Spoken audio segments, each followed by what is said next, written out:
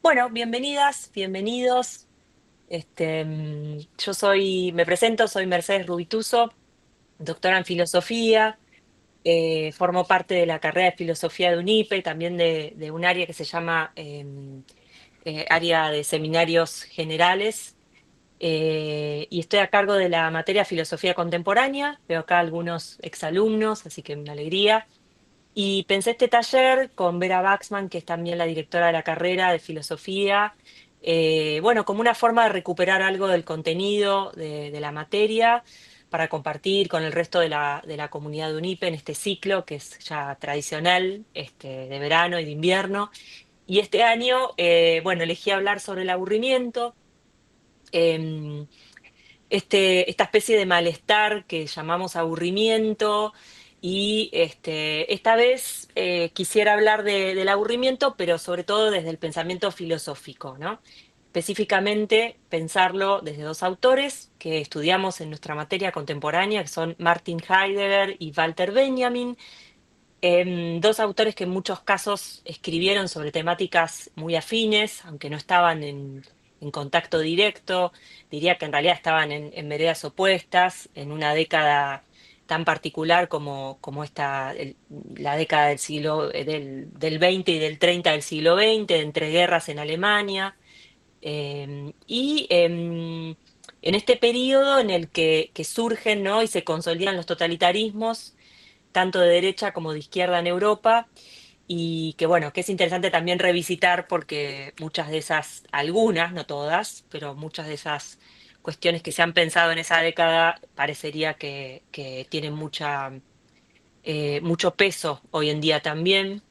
Entonces, bueno, me interesan estos dos autores en particular porque ellos en un momento se piensan el aburrimiento. Sus obras son muy diversas, la de Benjamin fragmentaria, no académica, la de Heidegger pensada desde la universidad. Pero lo piensan como una especie de humor al aburrimiento, como una especie de tonalidad emotiva, como una especie de afecto típico de la contemporaneidad que están viviendo. Y en algún punto también lo piensan en el centro de sus preocupaciones políticas. Hay un momento en el que este malestar, que es un malestar aparentemente banal, ¿no? Que encontramos, todos hemos experimentado en la vida cotidiana, tienen ambos pensadores una connotación política explícita, ¿no? Bueno, algo voy a decir de estos dos filósofos, de estas investigaciones, que obviamente son muy diferentes, opuestos, sobre todo políticamente. Ustedes saben que Heidegger, tiempo después de escribir sobre el aburrimiento, adhiere al nacionalsocialismo como rector en la Universidad de Friburgo, y Benjamin, en cambio, tiene que exiliarse con el ascenso del nazismo. Se exilia en Francia, después con la ocupación en Francia, muere trágicamente tratando de escapar. Pero bueno, me interesa, no voy a hablar tanto de lo político, sí tratar de pensar por qué sería interesante recuperar estas filosofías del aburrimiento. ¿Por qué sería interesante? Porque hablábamos recién con Carla, un ratito antes, que es un tema que está, ¿no? El otro día Carla escuchaba que en el micro la abuela le decía, bueno, está bien aburrirse, el nene se estaba aburriendo porque estaba ahí en esos momentos de espera eternos en el colectivo, y la abuela dijo, bueno, aburrite, ¿no? Medio cansada. O sea, hay una cuestión que asocia al aburrimiento también a una manera de hacer producir pensamiento. Em, y el aburrimiento, la verdad que antes de pasar a la lectura y a contarles algo sobre este malestar. Algunas aclaraciones que tienen que ver con esta perspectiva filosófica para pensar el aburrimiento, porque en realidad la verdad que los estudios sobre el aburrimiento últimamente son estudios muy multidisciplinarios. Se empezó a pensar muchísimo en el aburrimiento desde distintas perspectivas. Y entonces, bueno, hay muchos especialistas. Por ejemplo, en España, una es la filósofa Josefa Ros Velasco, que además es divulgadora sobre esta cuestión y piensa el aburrimiento no solamente de la filosofía, sino también qué pasa con el aburrimiento en la vejez. Em, en los geriátricos, por ejemplo. Bueno, y los estudios sobre el aburrimiento son muy extensos, muy multidisciplinarios y combinan distintas disciplinas. Entonces, primero me gustaría pensar como una especie de diagnóstico que yo encuentro presente en muchos papers, en muchos artículos, e incluso de divulgación, cuando tratan de hacer una especie de diagnóstico de lo que ocurre con el aburrimiento en la actualidad. Acá voy a hablar y voy a mezclar un poco disciplinas, quizás no sea tan precisa esta parte, pero me parece interesante para encuadrar, digamos, hacia dónde va ese pensamiento y qué es lo que puede aportar las filosofías del aburrimiento. Una pequeña historia sobre el concepto, ¿no? De cómo empezó a pensarse en la filosofía y ahí sí, después me gustaría leerles algunas citas importantes de cómo los pensaron estos dos autores paralelamente desde veredas opuestas, ¿no? Políticamente. Em, bueno, empecemos con esta especie de diagnóstico que Carla me decía, no, no, yo esto lo compruebo cuando voy en el micro o en cualquier parte. Hay como una especie de cuestión de que qué ocurre actualmente con el aburrimiento. Y hay también un enfrentamiento de esta cuestión en los espacios educativos en particular, ¿no? Entonces hay una especie de idea bastante difundida de que el aburrimiento tal como lo habíamos experimentado ha llegado a su fin, ¿no? Tal como lo veníamos experimentado antes de esta era así hiperconectada de dispositivos que están a mano continuamente. Y muchos sociólogos, pensadores de la educación, pedagogos, antropólogos, historiadores de la cultura, también criminólogos. A los criminólogos, me decía un colega de criminología, les interesa mucho el aburrimiento porque está a la base de muchos de los delitos, sobre todo de las pandillas, de los jóvenes, incluso de jóvenes que no son marginales, sino que están, qué sé yo, en un country, por ejemplo. Bueno, la criminología le interesa también estudiar el aburrimiento. Me llamó la atención porque no vengo de esta disciplina. Pero en todo caso, es interesante que en estas disciplinas que piensan el aburrimiento de manera más empírica, si se quiere, se advierte que hay una especie de desaparición del aburrimiento, como una especie de mal silencioso que tiene consecuencias y que puede entreverse estas consecuencias en la vida cotidiana en diferentes instituciones, ¿no? En el mundo laboral, en las fábricas, en las empresas, en las cárceles, en las aulas, ¿no? De todos los niveles y a nivel global. Y parte de este diagnóstico tiene que ver con las modificaciones que produjo en nuestras vidas el uso masivo de dispositivos, ¿no? Como les decía. Em, y al mismo tiempo, parece cada vez más difícil tener experiencias que no estén atravesadas por el mundo de las pantallas, donde aburrirse tal como se entendía es cada vez más difícil, ¿no? Em, y si se piensa de manera quizá un poco vaga en la desaparición o transformación de esta experiencia, que era el aburrimiento, em, sobre todo hay una transformación de la experiencia del tiempo, de cómo experimentamos el propio tiempo. Entonces, aburrirse sería una experiencia donde el transcurrir del tiempo se vivía como un rato interminable, donde no sucedía nada, donde nos sentíamos vaciados de sentido, improductivos, donde ninguna posibilidad nos satisfacía. Así siento que yo era el aburrimiento que tenía cuando no tenía dispositivos a mano, ¿no? Ese vacío de sentido, ese sentirse improductivo, y que era además un malestar profundamente involuntario, ¿no?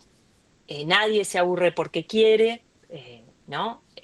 Algo nos resulta aburrido o divertido más allá de nuestra voluntad, y de repente algo nos aburría y el tiempo se detenía, ¿no? Pero, ¿qué pasa en realidad con el aburrimiento actualmente? ¿No? Aunque tengamos todo el tiempo a disposición dispositivos de entretenimiento, cambió esta relación con el tiempo muerto, esto que llamaban los filósofos el horror al vacío, que era típico del aburrimiento de antes. Em, Bueno, como sucede en el campo de las emociones en general, que es cada vez más estudiado en distintas disciplinas, de los estados de ánimo, las emociones que son tan subjetivas, el aburrimiento es difícil de determinar con precisión y lo que encontramos también es que muchas investigaciones empíricas suelen pensar un desplazamiento, una transformación del aburrimiento que no puede dejar de pensarse solidariamente con esas dos esferas que eran como unas especies de contracaras, que eran el trabajo y el entretenimiento, precisamente. A los sociólogos tempranamente les interesó esto. Weber, Simmel, Durkheim tienen mucho escrito sobre esto, porque el aburrimiento aparecía como una especie de pecado capital en contra de qué, y de la ética del trabajo y de la producción. El que se aburría dejaba de producir, dejaba de trabajar, ¿no?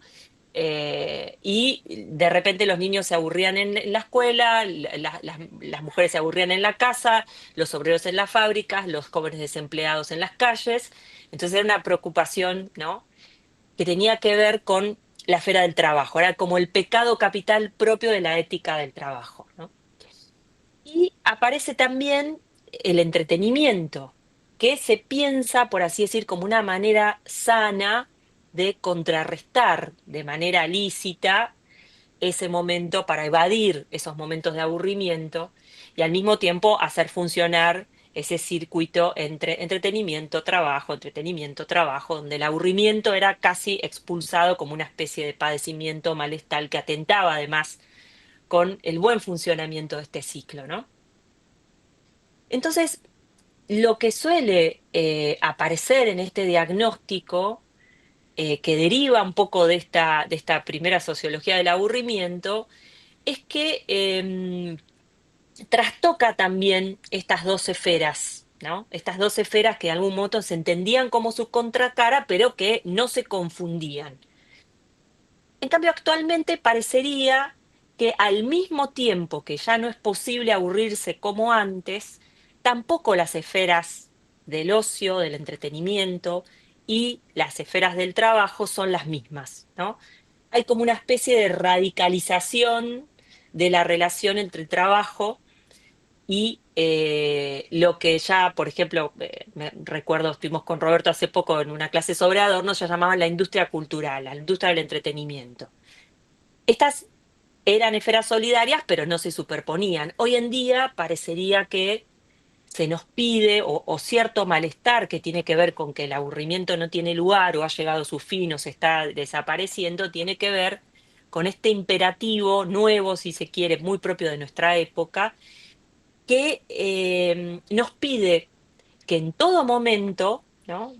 Tenemos o sentimos la necesidad imperiosa y contradictoria, o por lo menos contradictoria hasta hace un tiempo, al mismo tiempo de entretenernos y producir y trabajar, ¿no? Esas dos esferas se superponen. Entonces, dos esferas que estaban asociadas, pero que no necesariamente se superponían. Y entonces yo un poco había puesto ahí en esta propuesta que en la actualidad esto aparece solapado y hay una especie de sentimiento de época contradictorio, muy asfixiante, de pedir que el trabajo sea entretenido, ¿no? Y de que los momentos de ocio sean productivos, ¿no? Esa cuestión de que uno llega más cansado de las vacaciones porque quería, ¿no? Que incluso registrarlo, ¿no? Y bueno, y en un punto creo que es interesante pensar entonces cómo surge este diagnóstico donde la experiencia, que antes era una experiencia, si se quiere, que nos colocaba en otra temporalidad, en otra relación con la temporalidad, parece llegar a su fin tal como la habíamos experimentado, ¿no? Entonces, yo les decía que primero iba a hablar como de este diagnóstico que encontramos. Ahora les dejé aquí en la parte de los comentarios, van a ver, dejé un link que se llama Enlace con citas de autores sobre aburrimiento. Bueno, ahí dejé algunos enlaces con algunas citas que después voy a ver si puedo leer y puedo copiar, pegar, vamos a ver si me sale proyectar. No voy a leerlas a todas, pero ya les quedan. Ustedes después, en todo caso, si quieren, las guardan y las leen con tranquilidad, así que no se preocupen ahora en descargarlas, pero están ahí. También está el link que dejó Carla para el formulario para el presente, para quienes quieran después un certificado. Bueno, ahí está. Eso era respecto a estos links que aparecen ahí en los mensajes. Yo les decía que es relativamente fácil encontrarnos con este diagnóstico que parece ocurrir que parece que nos ocurre con el aburrimiento en la actualidad y que lo van replicando distintas disciplinas, ¿no? En el ámbito educativo aparece esta preocupación por medir, por contrarrestar la falta o la presencia de aburrimiento en las aulas de todos los niveles. Y hay diferentes líneas también que se cruzan, no todas tienen el mismo diagnóstico y no todas tienen el mismo fin. Hay otras que van más para la idea de intentar o de utilizar el aburrimiento con una forma de hacer, de generar mayor productividad, y otras, en cambio, que piensan una dimensión más existencial del aburrimiento, más filosófica, que es la que vamos a ver expresada en estos filósofos, ¿no? Pensando además que el aburrimiento es un paso necesario que da lugar a la creatividad, al surgimiento de nuevas ideas, que no hay aprendizaje sin aburrimiento.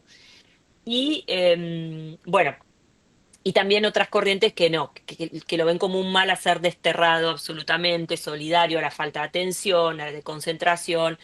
Toda esta literatura ustedes van a poder encontrarla.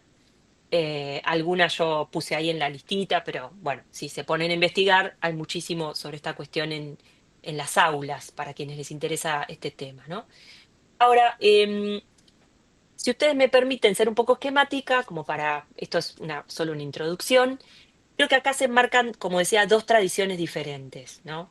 Una tradición, si se quiere, más empírica, multidisciplinar, hoy con también una fuerte tendencia, sobre todo en algunos ámbitos del pensamiento de la educación, por ejemplo, la psiquiatría, la psicología, la neurología, la sociología, que quiere entenderlo como una dimensión más empírica, donde el aburrimiento se empieza a pensar de una tradición más de tipo de humor, que lo asocia a una especie de patología ambiental, entre comillas, que responde también a las lógicas del mercado laboral, al consumo, a la productividad. Entonces, el aburrimiento es algo que debe ser evitado a toda costa para producir sujetos competentes, eficientes, productivos. Y además está la cuestión del consumo, por supuesto. Algo que aburre es más difícil de vender, ¿no? En los medios digitales. Entonces todo tiende a ser adaptado a esta lógica. Incluso la educación tiende a ser adaptada a esta lógica. Y ahí, si me permiten una crítica, esta idea de que incluso los docentes debemos adaptarnos a esa lógica del entretenimiento y adaptar estrategias para no aburrir, ¿no? Al riesgo de ser sancionados o de perder alumnos o perder popularidad, etcétera, ¿no? Incluso a los científicos se les pide ahora como entretener, ¿no? Cuando están en realidad investigando, etcétera. Bueno, lo que pasó ahora con la divulgación, que por un lado tiene un costado muy interesante y que reivindica su labor, por otro lado también, bueno, se les pedía que fueran evaluados solo por pares, y ahora también tienen que ser divertidos y estar pensando qué decir, como para, ¿no? Hay una cuestión, entonces, como les decía, en que todo trabajo además tiene que tener este costado casi de divulgación y de entretenimiento, donde se solapan estas tres esferas. Y desde esa perspectiva también podemos hacer una crítica, un diagnóstico de qué pasa con el aburrimiento, ¿no? ¿Por qué esta sociedad está obsesionada con este malestar? Y bueno, haciendo estas preguntas, haciéndonos estas preguntas que dejo abiertas, además, me parece que es interesante repensar el aburrimiento desde la tradición filosófica, que es por lo menos a lo que yo me ocupo, porque hay toda una tradición filosófica del aburrimiento, como les decía, que además lo empieza a entender también y en una historia conceptual de las emociones en Occidente, ¿no? Que lo remonta a una constelación de la melancolía antigua, de la Sedia medieval, y que tiene que ver con esto que podríamos llamar aburrimiento existencial, ¿no? que quiere pensar el aburrimiento además como una capacidad propiamente humana. Tiene esta pregunta, si quiere más, en algunos sentidos antropológica. Em, bueno, brevemente, antes de pasar a los filósofos, ¿qué pasa con la historia conceptual del aburrimiento? ¿Cuándo surge el concepto de aburrimiento en la historia de la filosofía en particular? ¿Cuándo se empieza a utilizar esta idea? ¿En qué contexto? ¿Por qué? Bueno, voy a hacer tres o cuatro cuestiones para historizar este malestar brevemente, porque cuando uno hace un diagnóstico empírico y no tiene en cuenta la historia, quizás se le escapan algunas dimensiones de este malestar, que me parece que la filosofía y la historia y muchas humanidades que están más relacionadas con pensarlo de manera conceptual, a veces hasta anacrónica, nos permiten entender algunas cuestiones, o por lo menos hacer otras preguntas a lo que está sucediendo con el aburrimiento. Por eso decía, una cosa es las investigaciones empíricas que tratan de sacar una foto, otra cosa son esos conceptos y de dónde viene esta idea del aburrimiento, cómo se fue pensando y qué nuevas preguntas pueden surgir a partir de conocer, bueno, cuáles son las filosofías del aburrimiento, me parece una linda pregunta. Y una primera cuestión que a mí me llamó la atención, por lo menos cuando empecé a investigar esto, fue que a pesar de que podríamos pensar de que el aburrimiento, ¿no? Como tantos otros estados de ánimos están ligados a una forma de afectividad o a una forma de emocionalidad que la humanidad, ¿no? Habría soportado, ¿no? Desde tiempos inmemoriales, en realidad, como tal, como concepto, en la historia de las emociones, es una invención bastante reciente. Es decir, al menos para el pensamiento filosófico de origen europeo, que en algún punto nosotros heredamos esas categorías, a pesar de que no nos guste, todavía seguimos hablando con esas categorías. Obviamente tendremos que empezar a pensar las nuestras, como siempre hemos hecho por otro lado.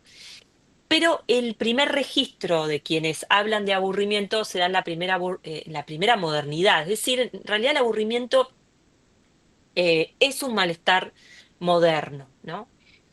¿Qué quiere decir esto? Esto no quiere decir que el mundo oriental, que yo desconozco, eh, no se aburría, no existía este sentimiento, no estoy diciendo eso, o que en el territorio que habitamos, ¿no? Antes de la colonización europea, la gente no sentía aburrimiento, ¿no? Cosa que tampoco podemos saber exactamente.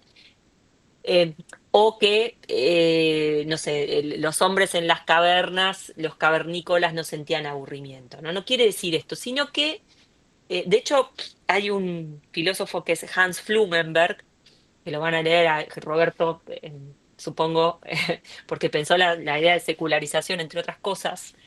Se hace esta pregunta, ¿no? Y formula toda una teoría acerca de la prehistoria del aburrimiento y cuál es la dimensión antropogenética del aburrimiento. Pero cuando digo que es una invención propiamente de la modernidad, lo que quiero decir es que en la historia de la filosofía occidental, solo europea, ¿no?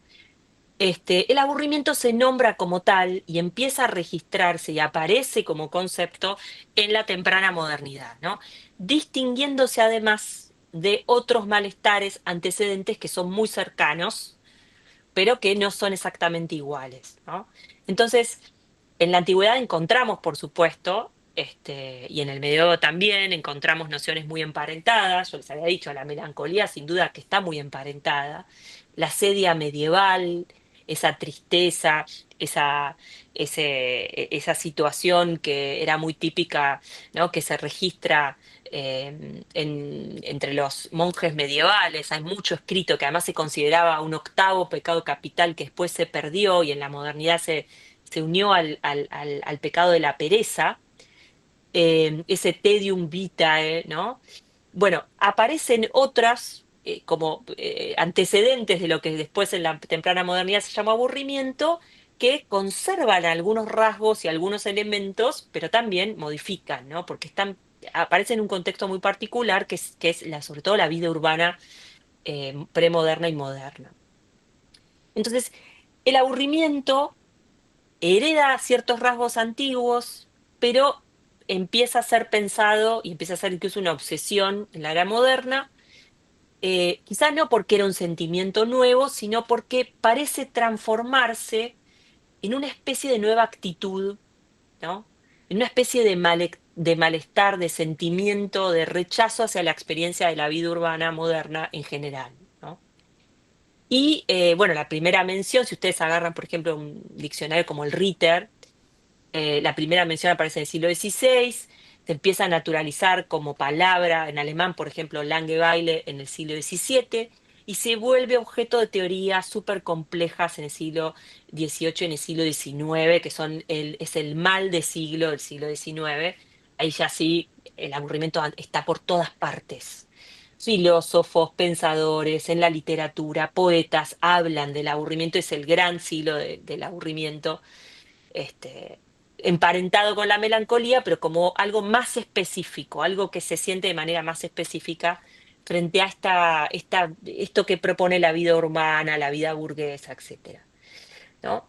Una de las primeras grandes reflexiones en esta historia conceptual, y lo digo porque es como el primero que aparece en todas las mencionados, son los pensamientos de Blaise Pascal, ¿no? Donde aparece la figura de la nuit en francés, pero todavía marco algunas cositas que tienen que ver también con la secularización del concepto. En Pascal aparece todavía en un contexto de vida cristiana, ¿no? Es una especie el aburrimiento es una especie de sentimiento banal, ¿no? De aversión frente a una situación concreta, como un estado de ánimo de vacío interior, ¿no? Que es difícil de determinar y que está conectado con la pérdida de fe.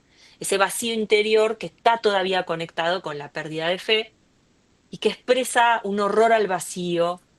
Dice, la experiencia de la nada de la existencia y que para Pascal también tiene una dimensión antropológica, ¿no? Define cierto rasgo de la condición humana, ¿no? Que es esa condición que busca siempre de manera omnipresente estar ocupado, pasar un pasatiempo que no logra definir, en este caso, un contenido específico y que tiene que ver con esa paulatina pérdida de fe.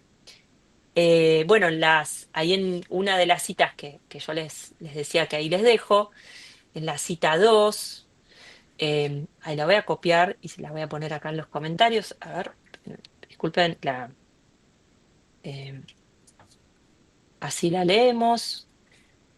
¿Qué dice Pascal? Dice, nada es tan insoportable para el hombre como encontrarse en un estado de reposo completo, sin pasión, sin actividad, sin distracción, sin posibilidad de ocuparse de algo. Entonces sentirá su nada, su abandono, su insuficiencia, su dependencia, su impotencia, su vacío. De las profundidades de su alma surgirán constantemente el aburrimiento, el abatimiento, la tristeza, la pena, el desaliento, la desesperación. Este es Pascal, gran primer pensador moderno, bueno, del aburrimiento.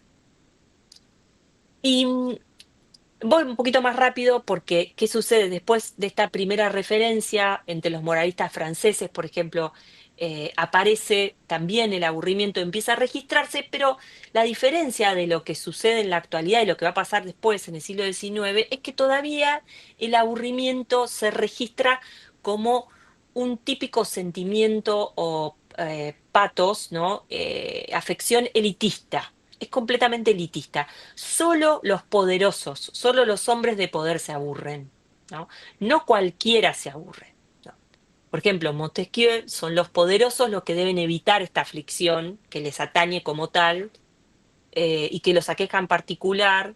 En Rousseau, por ejemplo, dice, el pueblo no se aburre porque lleva una vida activa. O sea, la gente del pueblo no está aburrida, ¿no? No tiene tiempo, no lleva una vida activa. O sea, el que se aburre es el que tiene que empieza a aparecer también esta idea de un rey que, que ya no está tan ocupado, que ya no necesita gobernar de la misma manera, en fin, bueno, tiene que ver también con una especie de, si se quiere, concepción diferente de la soberanía que empieza a caer como tal. Entonces los reyes se aburren, después se aburre la aristocracia, va bajando, ¿no? Primero son solo los reyes, después es la aristocracia. Y cada vez se va, después son las masas, cuando ya no aparecen en los, por ejemplo, toda la literatura de los salones, esa aristocracia, primera aristocracia de los salones, se aburre y hace toda una estética del aburrimiento en la literatura, que es muy interesante. Bueno, Benjamin es alguien que registra muy bien todo ese desplazamiento y se va popularizando. Y si se quiere, en el siglo XIX, voy muy rápido, pero bueno, la literatura es enorme, obviamente, aparece el gran momento del aburrimiento, donde el aburrimiento sí es una epidemia masiva, ¿no? Este, de la que toman además registro como epidemia. Es una afección que define el mal del siglo XIX. Ya no son los reyes, ya no es la aristocracia, ya es la burguesía, ¿no? Es la vida urbana, el hombre burgués el que se aburre. Y bueno, y toda la filosofía existencial, si les interesa seguir investigando, habla del aburrimiento. También la filosofía nihilista, Kierkegaard, Schopenhauer, Nietzsche, y los poetas, el gran poeta de la modernidad, Baudelaire, pero también Dostoyevsky, Flaubert, Mallarmé, Proust, habla, ¿no? Aparecen estos personajes aburridos. Y también, bueno, la naciente sociología, a los que les interesa más la sociología, en Weber, en Simmel, en Durkheim, escriben sobre el aburrimiento, empiezan a registrar qué pasa con este mal de siglo, que está asociado precisamente al problema del trabajo y de la producción, de la urbanización y de esto que Weber llamaba el desencantamiento del mundo, ¿no? Em, Bueno, me parece súper fascinante, esto es como un panorama muy general, pero para quienes quieren seguir investigando la historia conceptual del aburrimiento, como de otros estados de ánimo, por ejemplo, el miedo y el terror es otro gran afecto, además muy político. Es interesante y les recomiendo un texto, ya que estoy también, para quienes les interesa, porque es de un colega argentino que se dedicó a investigar, se llama Andrés Gattinoni, y escribió un libro hermosísimo que se llama El mal moderno, la melancolía en Gran Bretaña, 1660-1750, que está editado por Miño y Dávila, donde él solamente se dedica a investigar y hacer una historia conceptual de una forma de aburrimiento, de malestar que en Inglaterra se da en el siglo XVII y XVIII, que es el spleen. El mal inglés se lo llama, que asolaba las islas y que se estudiaba también como un mar moderno que respondía, bueno, a causas políticas, sociales, económicas y que tenía que ver con la modernidad colonial, con cómo se vive específicamente la modernidad colonial en Inglaterra. Él hace un registro de todas las fuentes donde aparece el spleen, ¿no? Que está asociado también a esta idea del aburrimiento y es el mal inglés, solo en Inglaterra. O sea que hay muchos estudios específicos de historia cultural muy interesantes, porque claro, ustedes empiezan a ver que lejos de ser una afección que está completamente despolitizada o desconectada de lo que está pasando en el mundo, esos afectos responden y empiezan a aparecer y empiezan a tener un nombre respecto a una situación muy específica política y social y económica. Entonces es interesante, ¿no? Cómo estas patologías, entre comillas, lejos de ser una enfermedad, digamos que como podría ser, no sé, una fiebre, es en realidad, responde también a un determinado momento. Bueno, ahora sí, ya hablé un rato largo, esta era la introducción, ¿no? Espero que no se aburren y no se empiecen a ir, porque eh, ahora sí hablamos un poco de Benjamin y de Heidegger, pero me parecía lindo decir, bueno, todo lo que uno puede encontrar respecto a los estudios del aburrimiento. Em, Estamos entonces en la década del 30. Fíjense todo lo que antecede ya, incluso en la misma década hay otros como Krakauer, que hablan también del aburrimiento. Y Heidegger está dando un curso en 1929-1930 que llama Los conceptos fundamentales de la metafísica y le dedica enormes parágrafos a pensar solo el aburrimiento. Carlos, el otro día, uno de nuestros alumnos que está aquí presente, nos dio una clase sobre Heidegger extraordinaria, sobre el ser en el mundo. No, sobre la idea de, no, era sobre la idea de muerte en Heidegger, el ser para la muerte. Pero bueno, el aburrimiento ya aparece en esta gran obra de Heidegger, que es Ser y Tiempo, como una especie de tonalidad emotiva, y en este otro curso posterior, Heidegger le dedica muchísimo más espacio, incluso más espacio que a la angustia. Entonces vieron que la angustia era como una especie de tonalidad emotiva muy típica del existencialismo. En este curso empieza a hablar precisamente del aburrimiento. No voy a hablar de lo que es, digamos, la filosofía heideggeriana, eso, para eso los invito a que se inscriban en la carrera de filosofía si quieren o que vengan a las clases. Pero sí, en esto que es muy introductorio, veamos cómo describe Heidegger ahí el aburrimiento, cómo hace una linda descripción del aburrimiento para empezar a pensarlo en lo que es, por supuesto, su proyecto filosófico, que tiene que ver con esta idea de analizar el existente, que llama Dasein, ¿no? Y dice, ahí les copio otra cita que van a encontrar, eh, que es la cita 3 de este curso de Heidegger, que es una cita muy conocida y muy así, de estas descripciones fenomenológicas que hacía Heidegger de algunas situaciones que son geniales en medio de sus elucubraciones sobre el ser, que a veces no son tan fáciles, pero hay momentos en los que nos tira, nos tira una punta y dice, estamos, por ejemplo, sentados en una insípida estación perdida de una línea de trenes secundaria. El próximo tren no llegará hasta dentro de 4 horas. La zona es poco atractiva, llevamos un libro en la mochila. ¿Para leer? No. O pensar en una pregunta, en un problema, no nos es posible. Leemos los horarios o estudiamos la lista de las distintas distancias de esta estación a otros lugares que ni siquiera conocemos. Miramos el reloj, solo ha pasado un cuarto de hora, así que salimos a la ruta, caminamos de un lado a otro solo para hacer algo, pero no sirve de nada. Contamos los árboles que hay a lo largo de la ruta y volvemos a mirar el reloj. Solo han pasado 5 minutos de que lo consultamos. Hartos de andar de un lado para otro, nos sentamos en una piedra, dibujamos todo tipo de figuras en la arena y volvemos a mirar el reloj. Solo ha pasado media hora y así sucesivamente, ¿no? Esta es la situación de aburrimiento, ¿no? Es muy interesante porque si nosotros leemos, por ejemplo, o en la prehistoria del aburrimiento, una especie de monje medieval que aparece en, a ver si lo tengo por acá, perdón, ah, que atacaba a los monjes a la hora del mediodía, se llamaba el demonio meridiano, que era la sedia. Por ejemplo, en Juan Casiano, en las instituciones de Juan Casiano, fíjense que es bastante parecido a una situación de aburrimiento actual y muy parecido a esta otra situación. Se las leo. Ahí se las mandé. Sí, le mandé esto. Dice, este Juan Casiano, ¿no? Las instituciones, el monje medieval que está describiendo una situación. Dice, apenas comienza este demonio a obsesionar la mente de algún desventurado, le insinúa en su interior un horror del lugar en el que se encuentra, un fastidio frente a su propia celda y una repulsión frente a los hermanos que se encuentran con él, que ahora le parecen descuidados y groseros. Lo vuelve incapaz de cualquier actividad que se desarrolle entre las paredes de su celda, le impide estar en paz y atender a su lectura.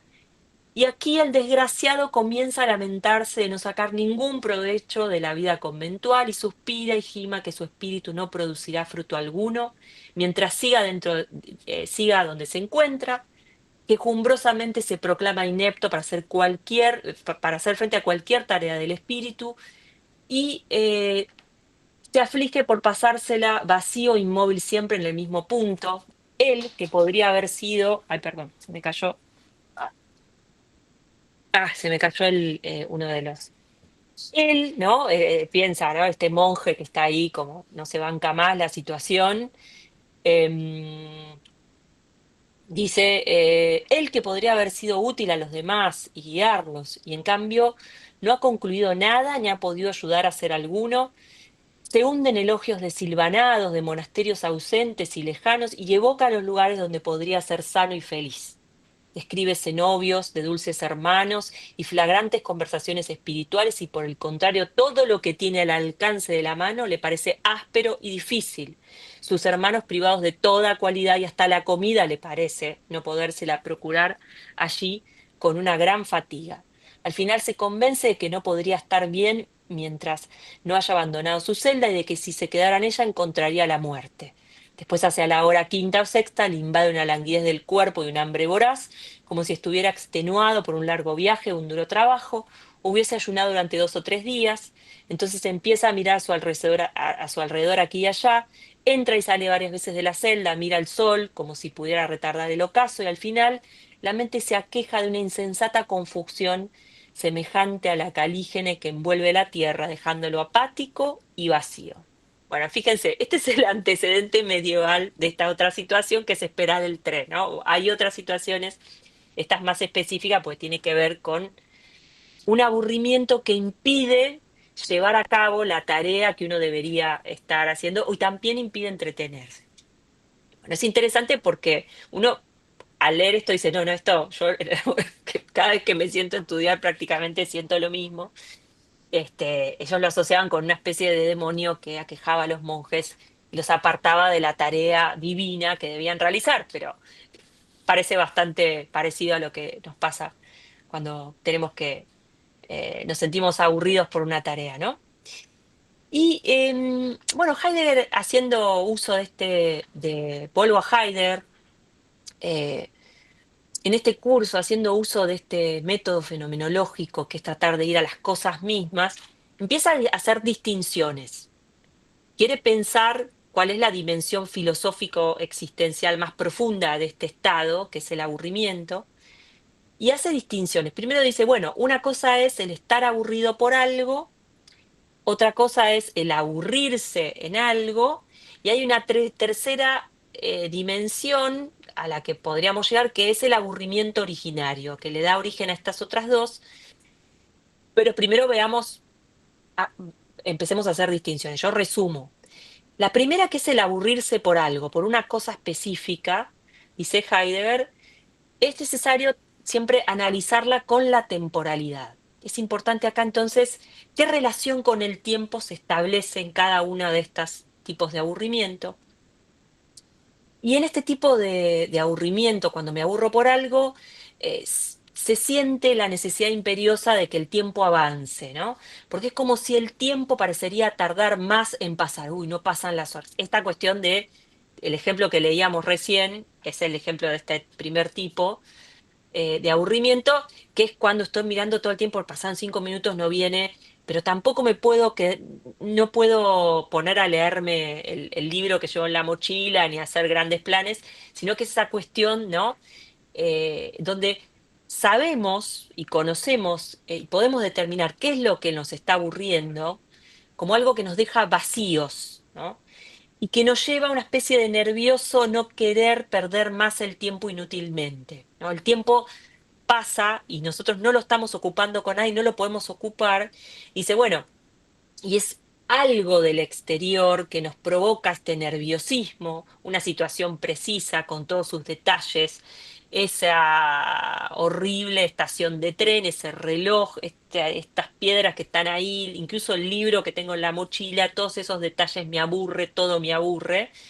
Y por ello en esta forma aparece inmediatamente la necesidad de buscar un pasatiempo, ¿no? Ponerme a escribir, de dar vueltas, me levanto, pero es esa idea de que el tiempo tarda más en pasar y es una situación completamente insoportable, que me aburro de algo, pero por lo menos sé de qué me estoy aburriendo.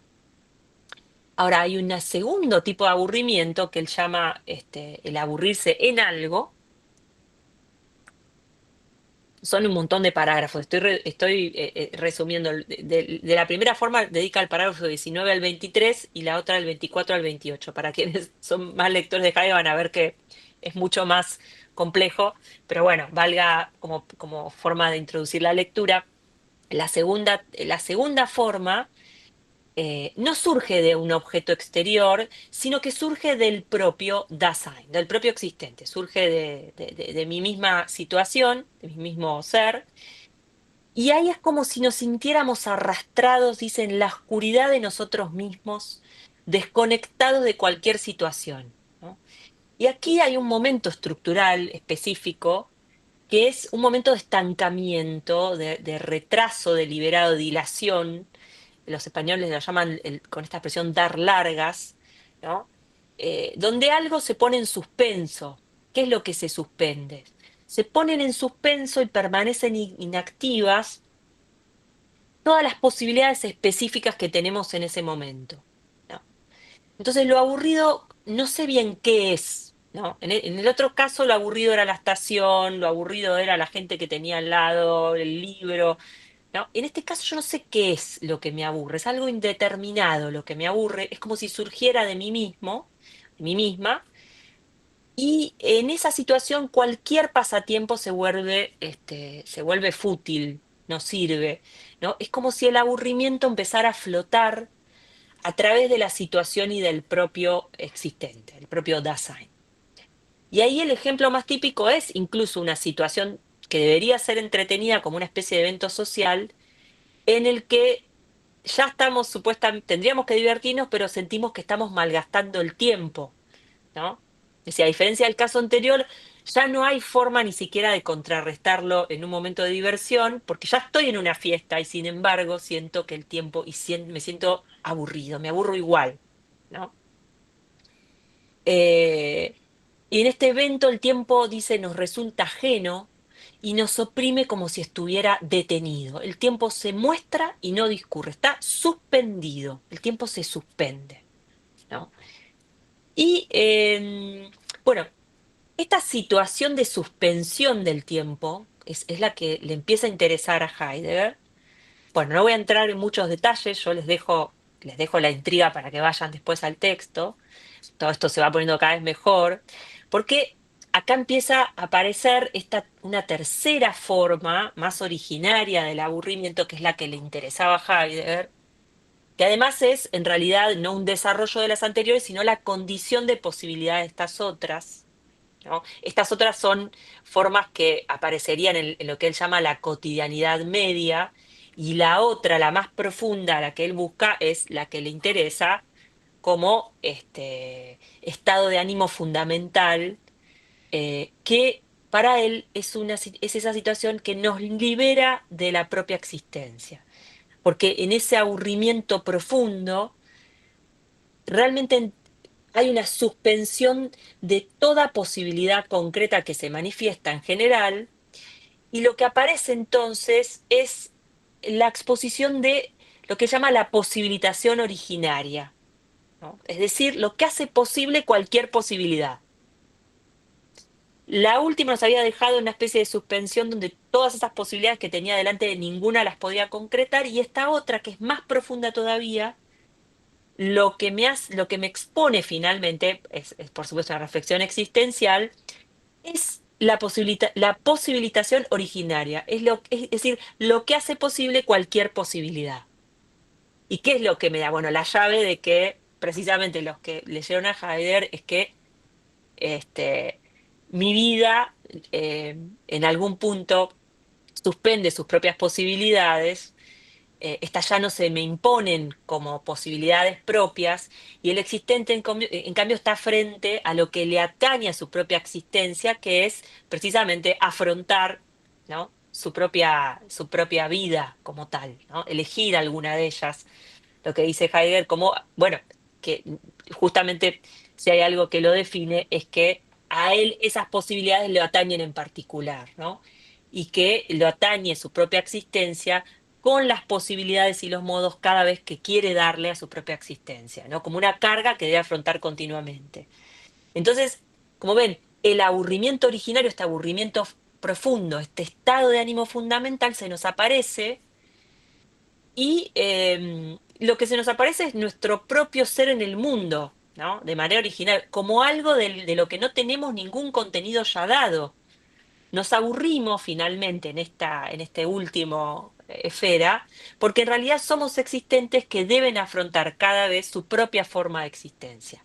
Entonces, en esa especie de vacío logramos ver, ¿no? Que finalmente no es que nos aburre o esta otra posibilidad o estamos aburridos de nosotros mismos, sino que se nos hace patente que a cada momento, por cómo es tenemos que afrontar nuestra propia forma y esas posibilidades cada vez como una carga existencial propia del existente del Dasein. Bueno, los dejo ahí, después vayan a buscar.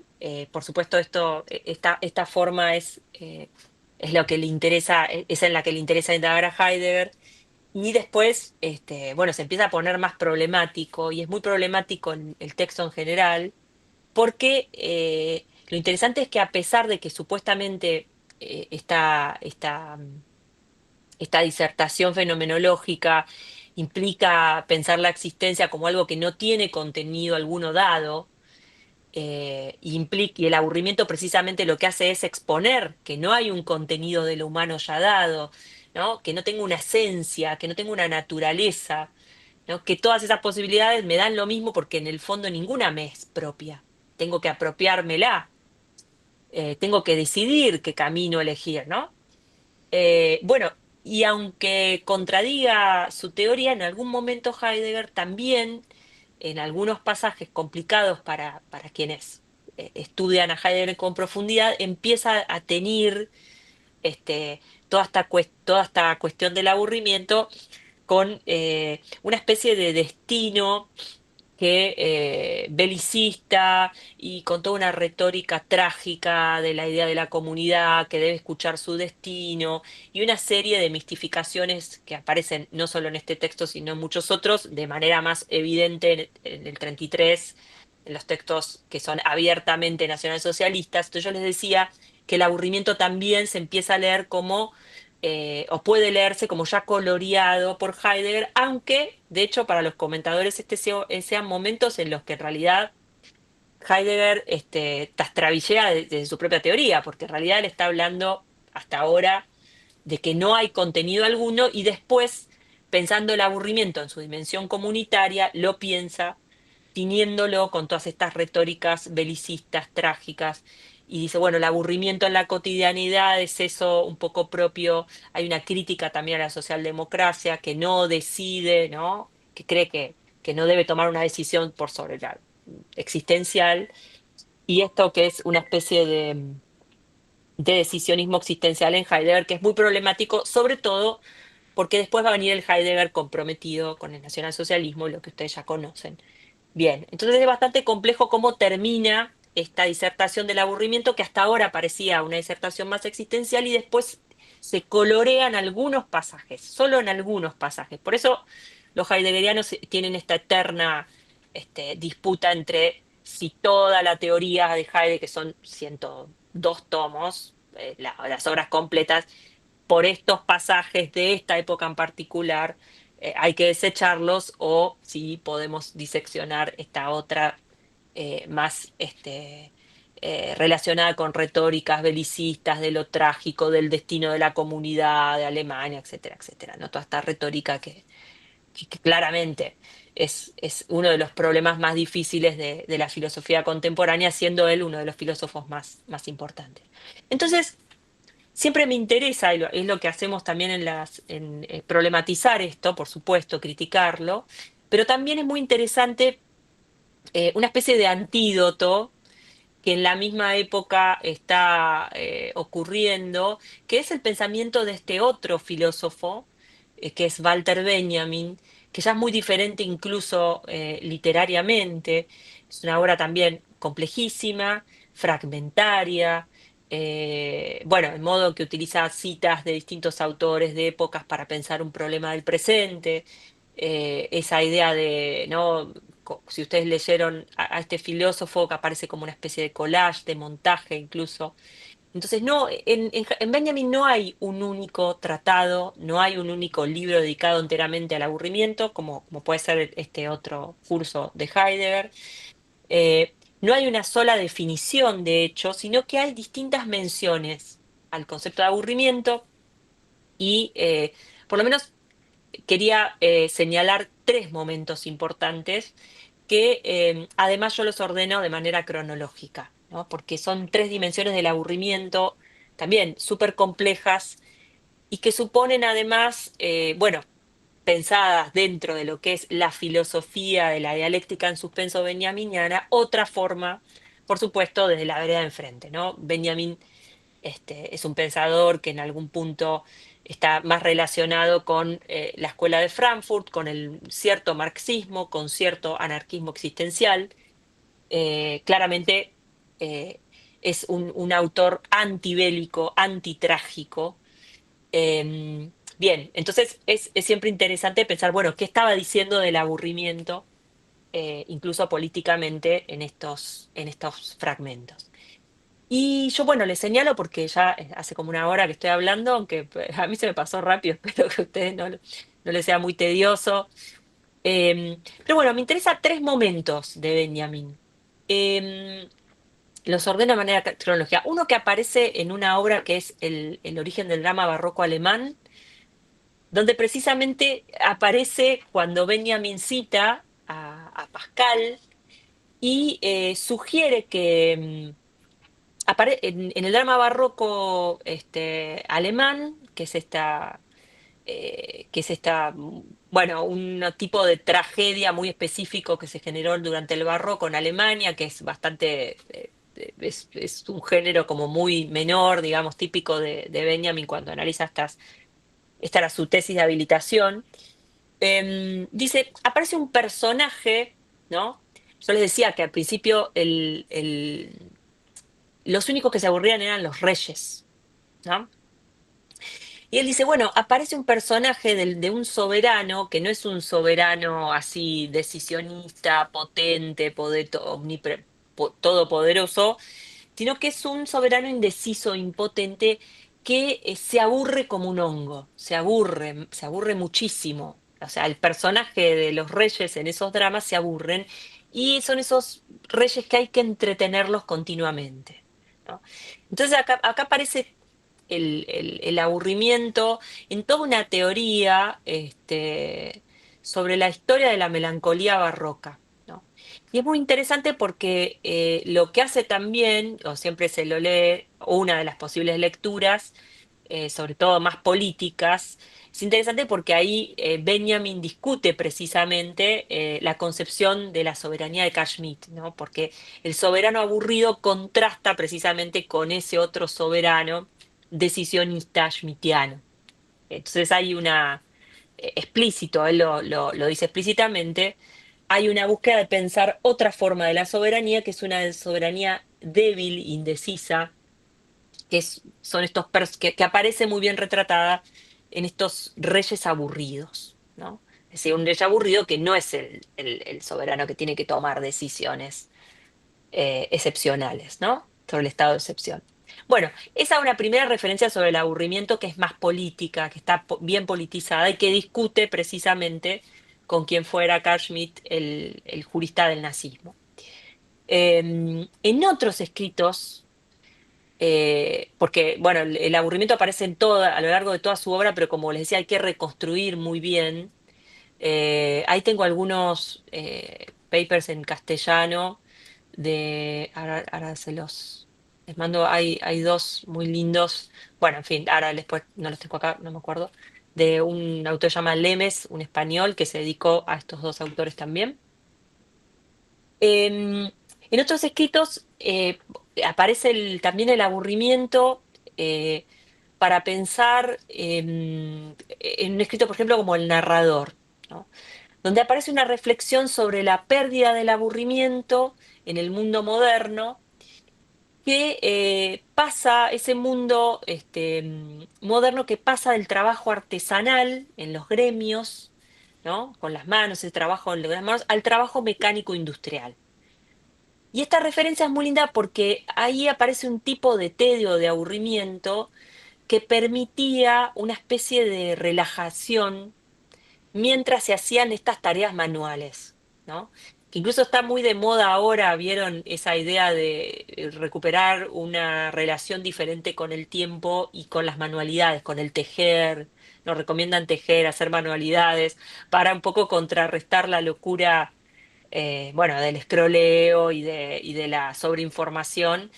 Bueno, es muy lindo este texto porque hay una escena un poco parecida en la que precisamente el aburrimiento se entiende como un estar a la escucha, y la terminología es bastante parecida a la de Heidegger en ese sentido, aunque es diferente, un estar a la escucha de esas narraciones y de esa comunidad que permitía esa forma de producción artesanal, que tejía al mismo tiempo lazos comunitarios a través del relato compartido de las experiencias.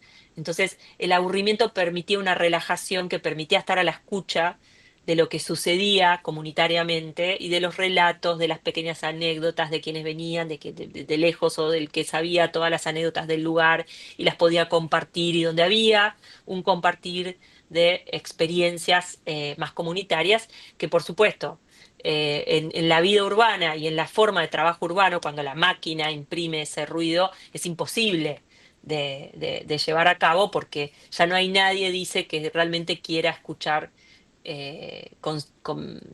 bueno, que tenga realmente ganas de escuchar a otro, ¿no? La vida burguesa es una vida, la vida urbana es una vida muy individualista, ¿no?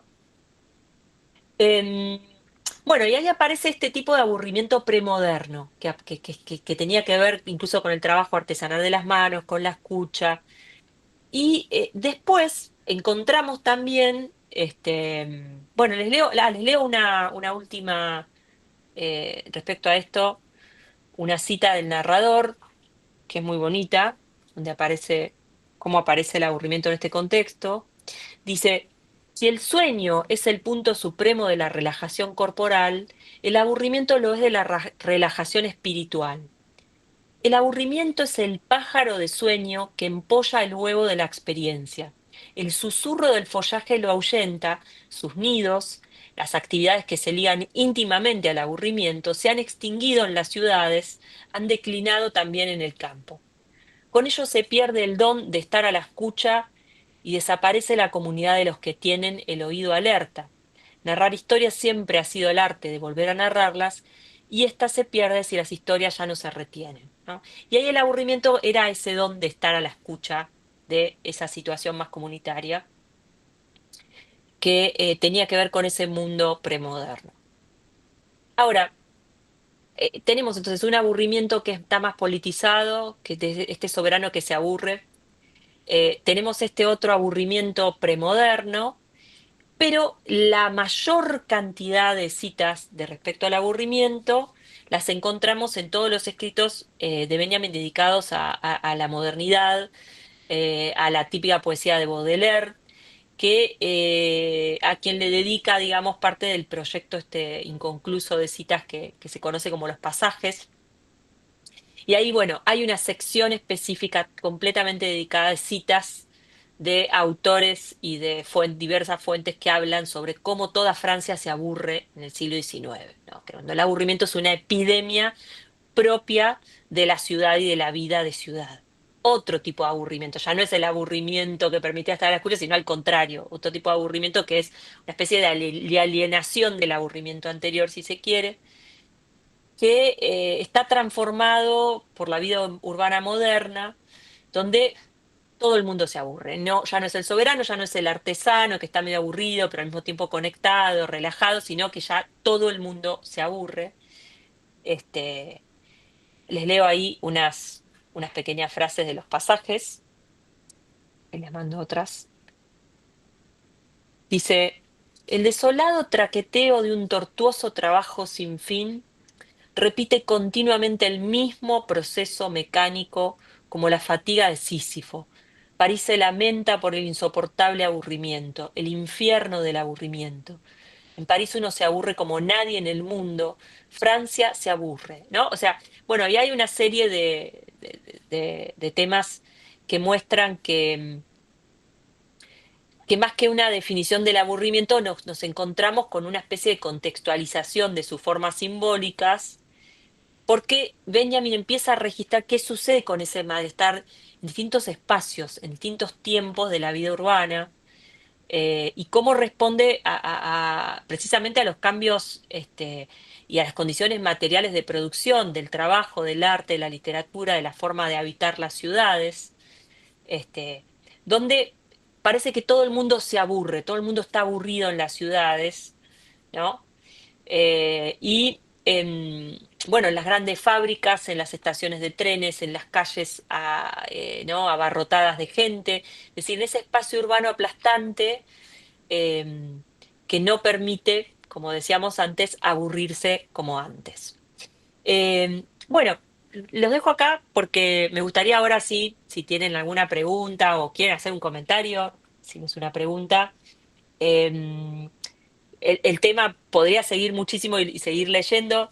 Les dejo algunas indicaciones, pero me parece interesante cómo la filosofía recupera esta historia que viene de mucho antes, que incluso podríamos conectarla también con la melancolía, porque la melancolía tenía una dimensión más creativa, ¿no? Y que es un poco lo que se quiere reivindicar cuando se dice, bueno, el aburrimiento es también una forma en la que podría aparecer este pensamiento existencial sobre las posibilidades que tenemos delante, este pensamiento creativo. Eso es muy típico de lo que era la melancolía antigua, ¿no? Que en algún punto era, bueno, una situación de suspensión, ¿no? Una especie de... Y el aburrimiento más interesante porque yo lo llamaba una especie de huelga involuntaria frente a los imperativos de la propia época. Es decir, yo no decido aburrirme, me aburro, pero al mismo tiempo,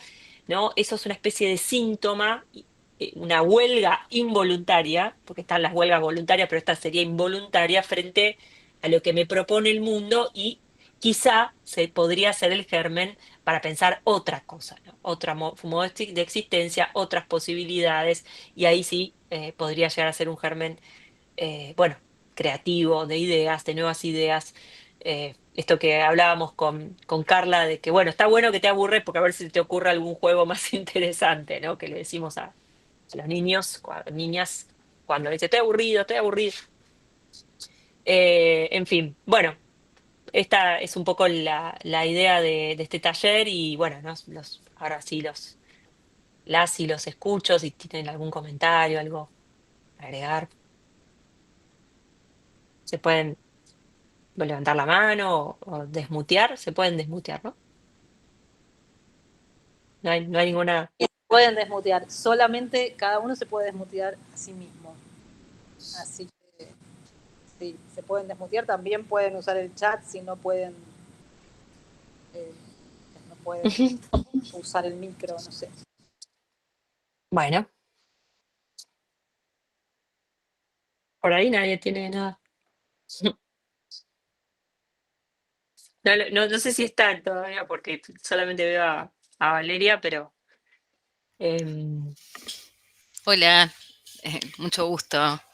¿Me escucho? ¿Se escucha bien? re- Eh, Bien. Bueno, nada, yo agradecer. Soy de Fray Bentos, de Uruguay, soy profesora de filosofía y bueno, todavía por ahora no tengo relación con la UNIPE, pero me llegó esta invitación por mi pareja que trabaja en la Universidad Tecnológica y bueno, ah, y me anoté. Y cuando vi el título Filosofías del Aburrimiento dije, qué interesante pensar el aburrimiento en estos días, justamente por ese comentario que vos hacías, ¿no? De esto de que no solo los niños, yo he escuchado a gente grande, estudiantes que tengo de todas las edades mm, también, como que, o también esperar que nuestras clases los entretengan. Entonces dije, bueno, qué interesante esto, y por eso fue lo primero que me atrajo a anotarme y me encantó, tomé nota de todo, estaba muy atenta y me voy con ganas de leer, con muchas ganas de irme a investigar esto. Si bien conocía a Heidegger, nunca lo había pensado desde esta óptica o específicamente este punto. Decir eso y decir gracias. Bueno, gracias, Valeria.